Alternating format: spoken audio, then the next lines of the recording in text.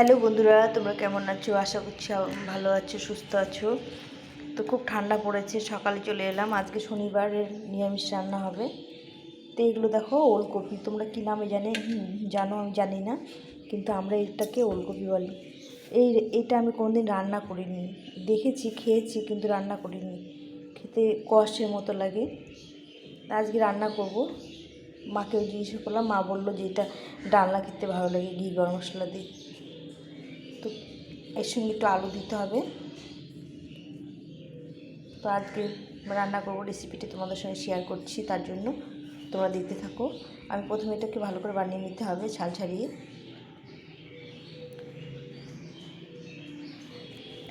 একজন আমাদের বাড়ির গাড়ি চালায়, একজন ড্রাইভার, সেই তার বাড়িতে হয়েছে অনেকটা, সে দিয়েছে, অনেকগুলো দিয়েছে। আমি দুটো রান্না করব, দেখি কেমন লাগে খেতে।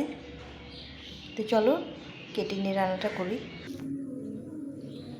তো দেখো বন্ধুরা, এই আমি কেটে নিয়েছি, ছাল ছাড়িয়ে ছোটো ছোটো পিস পিস করে নিয়েছি। আর এখানে ওই সাইজে আলু কেটে নিয়েছি। একটু আলু না দিলে ভালো লাগবে না। তো আমি এটা এখন রান্না করব, তোমার সঙ্গে থাকো। কড়াটা গরম হয়ে গেছে, আমি এখন তেল দিয়ে রান্নাটা শুরু করে দেবো। খুব বেশি তেল দেবো না, নিরামিষ রান্নাতে খুব বেশি তেলে ভালো লাগে। তেলটা গরম হয়ে গেছে, আমি এটা একটা শুকনো লঙ্কা ফাটিয়ে দিলাম, একটা তেজপাতা, একটু পরিমাণ দিয়ে দেবেন। প্রথমে আলুটাকে দিতে হবে, আলুটাকে ভেজে দিতে হবে। ওগুলো তাড়াতাড়ি ভাজা হয়ে যাবে, কিন্তু আলুটা একটু দেরি হবে, যার জন্য আলুটাকে আগে দিয়ে দিলাম। এখানে ছোটো ছোটো নতুন আলু নিয়েছি, আলুগুলোকে ছোটো ছোটো নিয়ে নিয়েছি। আলুগুলোকে একটু ভেজে নেব। আলুটা ভাজা হয়ে গেছে, লাল লাল করে ভেজে নিয়েছি। এখন আমি এই ওলকপিটা দিয়ে দেবো। এটাকে ভালো করে লাল লাল করে ভেজে নিতে হবে। এটা ভাজা হয়ে গেছে, এখন উঠিয়ে নেব। লাল লাল করে ভেজে নিয়েছি, দেখো সুন্দর করে সেদ্ধ হয়ে গেছে অনেকটা। এখন এটাকে উঠিয়ে নেবো ভালো। এখন কড়াইটার মধ্যে আর একটু তেল দিয়ে দেবো। এখনও তেলের পরিমাণটা একটু কমই দেবো, আমি একটু রান্নার তেল কম ব্যবহার করি। আর এখানে আমি মশলা বেটে নিয়েছি, আদা জিরে লঙ্কা ধনে আছে, এর মধ্যে পরিমাণ মতো লবণ আর হলুদ গুঁড়ো দিয়ে এটাকে ভালো করে গুলিয়ে নিতে হবে। আর একটু লঙ্কা গুঁড়ো দিয়ে দিলাম সামান্য। এটাকে জলে গুলিয়ে নিতে হবে ভালো করে। তেলটা আমার গরম হয়ে গেছে, এখন আমি টমেটোটা ভেজে নেব। এই টমেটোটা কেন পরে আমি মশলাটা ভাজছি, টমেটো দিলে আলু এগুলো সিদ্ধ হতে চাইবে না, তার জন্য টমেটোটাকে আলাদা করে ভেজে নিতে হবে। এর মধ্যে আমি সামান্য নুন দিয়ে দেবো, তাহলে ভালো করে গলে যাবে। কেন আমি নুনটা কম দিয়েছি মশলার মধ্যে, ভালো করে ভেজে নিতে হবে। দেখো টমেটোটা ভাজা ভাজা হয়ে গেছে, গলে গেছে, একদম গরম হয়ে গেছে। এখন এর মধ্যে এই মশলাটা বেটে রেখেছিলাম, যে মশলাটা গুলিয়ে রেখেছিলাম, গুলিয়ে রাখলে মশলাটা ভিজে যায়, তো সুন্দরভাবে মিক্সড হয়ে যায়। এখন আমি এই মশলাটা দিয়ে দেবো।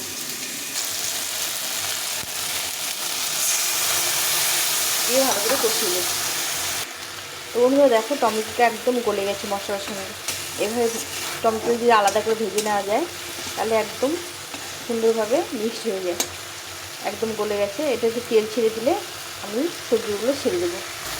তো মশলাটা তেল ছেড়ে এসছে, এখন আমি এই যে ভাজা আলু আর কপিটা দিয়ে দেবো, যেটাকে ভালো করে কষিয়ে নেব।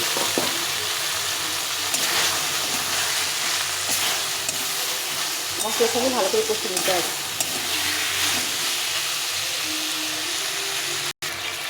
মশলাটাকে দিয়ে একটু জল দিয়ে দেবো, দিয়ে এটাকে ভালো করে কষিয়ে নিতে হবে। অনেক টাইম ধরে কষিয়ে নিতে হবে, তাহলে খেতে ভালো লাগবে।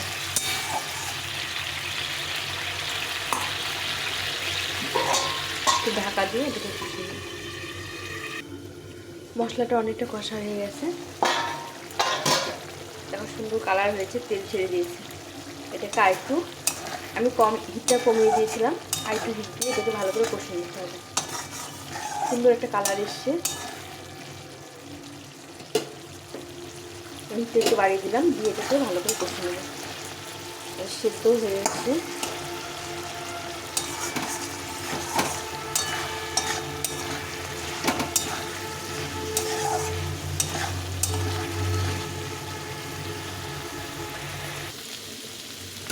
মশলাটা কষিয়ে নিয়েছি ভালো করে।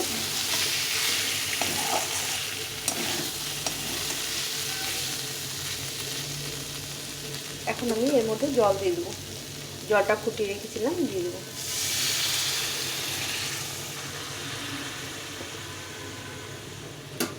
দিয়ে এটাকে ঢাকা চাপাতে একটু সেদ্ধ করে নিতে হবে।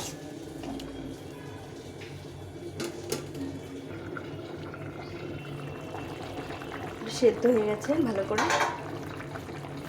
এখন একটু সামান্য একটু মিষ্টি দিয়ে দেবো স্বাদের জন্য। নিরামিষ সবজিতে একটু মিষ্টি দিলে ভালো লাগে। সামান্য, একদম সামান্য পরিমাণে দিলাম। আর এই তেজপাতাটা উঠিয়ে রেখেছিলাম, তেজপাতাটাও দিয়ে দিলাম। এটা আর একটু সেদ্ধ হবে। এটা সেদ্ধ হতে একটু টাইম নেই, একটু সেদ্ধ হবে। যখন এটা সেদ্ধ হয়ে গেছে,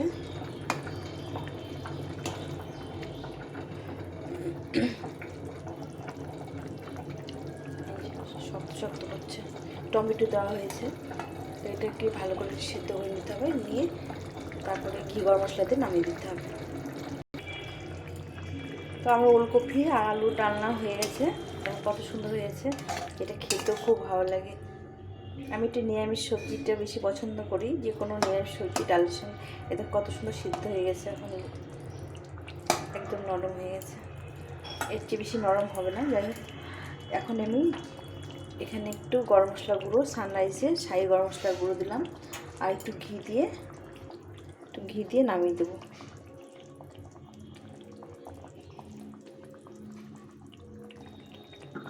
একটু ঢাকা চাপাতে এটা নামিয়ে দিতে হবে। কত সুন্দর কালার এসছে।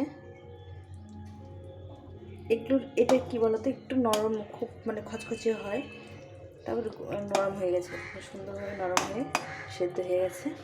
একটু সময় দিয়ে রান্না করতে হবে। তো আমার হয়ে গেল ওলকপি ডালনা।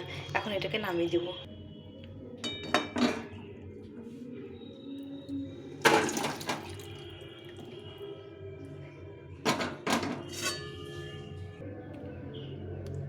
তো আমার হয়ে গেছে ওলকপি ডালনা। তো বন্ধুরা, তোমাদের কেমন লাগলো রেসিপিটা? আর তোমরা একবার অবশ্যই ট্রাই করে দেখো এভাবে, আমি যেভাবে রান্না করলাম। খুব ভালো লাগে খেতে। এটা দিয়ে ভাত খাওয়া যায়, একটু সঙ্গে একটু ভাজা টাজা হয়ে গেলে। তো আমি এটা আজকে রান্না করলাম, তোমাদের সঙ্গে সেটাই শেয়ার করলাম। তো তোমরা ভালো থেকো, সুস্থ থেকো, আর সবাই রেসিপিগুলো করো। আমরা সবাই সবারটা দেখব, লাইক কমেন্ট করব। তো এখন এই পর্যন্তই, টাটা।